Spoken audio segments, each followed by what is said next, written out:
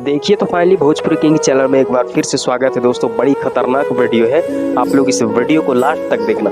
पवन सिंह का उभंकर मिश्रा जी के साथ जो इंटरव्यू होता है उसमें खेसारी भैया को लेकर बहुत ही बड़ा बयान करते हुए नजर आ रहे हैं। उभंकर मिश्रा जी का क्वेश्चन था कि आपके परम मित्र हैं खेसारी भैया, तो पवन सिंह का जवाब आता है कि वो मेरे मित्र नहीं है, यहाँ तक कि मैं उनको अपना कॉम्पिटिटर नहीं मानता। और दोस्तों उन्होंने ये तक कह दिया कि मैं भोजपुरी इंडस्ट्री का करता धरता पावर स्टार पवन सिंह हूँ।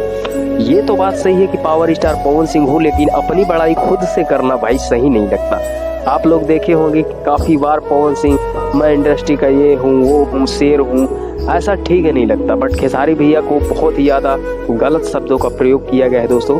खैर 4 बजे का इंतजार है जब मैं वीडियो बना रहा हूँ, शायद वो इंटरव्यू नहीं आया होगा, बट इंटरव्यू आते ही आप सभी के साथ एक और वीडियो बनाने की कोशिश करूँगा। तब तक आप लोग चैनल को सब्सक्राइब कर देना, वीडियो कैसी लगी लाइक करना, और खेसारी भैया को लेकर आप लोग क्या कहना चाहेंगे हमको कमेंट करें। धन्यवाद दोस्तों, मिलते हैं नेक्स्ट वीडियो में।